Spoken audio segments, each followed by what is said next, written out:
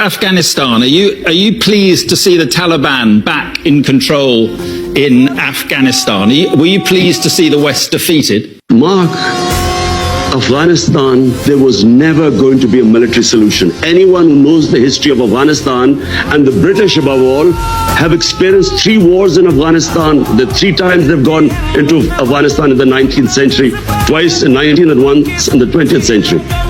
There was never going to be a military solution.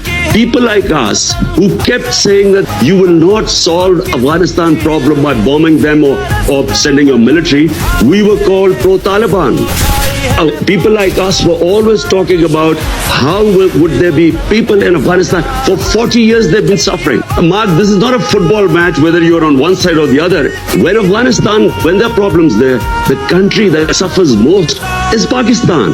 Because we already have 3.5 billion Afghan refugees there. You said the chains of slavery had been broken in the country. What, when the Americans left and the British, what did you mean by that? It was deliberately distorted. I was speaking in Urdu.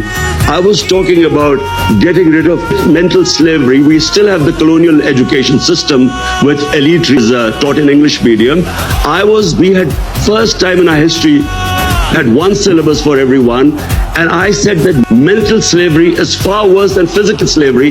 In that context, I refer to Afghanistan, where physical, they're fighting for their freedom. What about the slavery of women? Are you concerned that they seem to be going back on their commitment to allow girls back to school, and they're now insisting women cover their faces? Are you worried at all about what is happening there?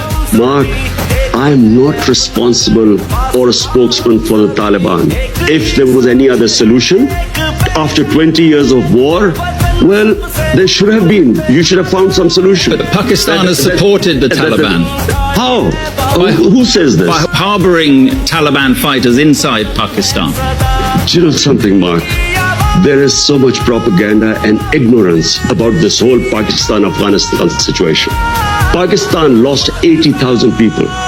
No country which supported the US in the war on terror gives as many sacrifices as we did. The only reason we lost 80,000 people was because we joined the US war on terror. Because the US was trying to find a military solution in Afghanistan where none existed, we were blamed. A country that gives sacrifices, we were blamed for the lack of success in Afghanistan. What is happening in Afghanistan has nothing to do with us. The fact is that a war in Afghanistan meant 5 million refugees at the beginning in the 80s. We have 3.5 million refugees. We had what were the Pakistan Taliban who were fighting against our state. We still have terrorism as a result of participating in the US war.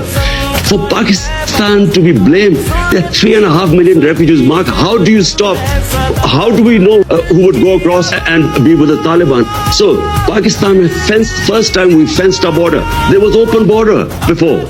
So now 3.5 years, we have fenced the border.